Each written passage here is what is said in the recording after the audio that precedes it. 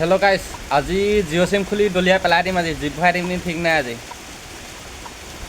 Jio' SIM চলাই আমনি লাগিলে, একদম নেটৱৰ্ক নাপায় ভালকৈ।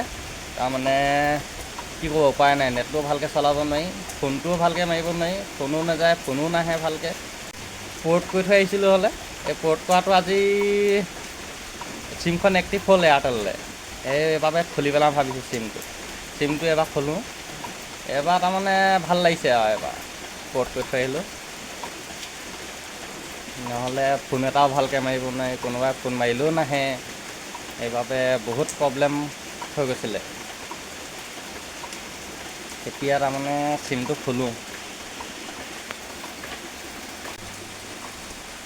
জিঅ' সকলোৱে চলোৱাসকলক কৈছোঁ, কিছুমানে জিঅ' চলাই ভালো পায়। চব জেগাত নেটৱৰ্ক কিছুমানৰ পায় বাৰু। আমাৰ এই গাঁৱৰ জেগাত তাৰমানে নেটৱৰ্কটো অলপ কমটি পায়, সেইবাবে পৰ্ট কৰিলোঁ এয়াৰটেললৈ।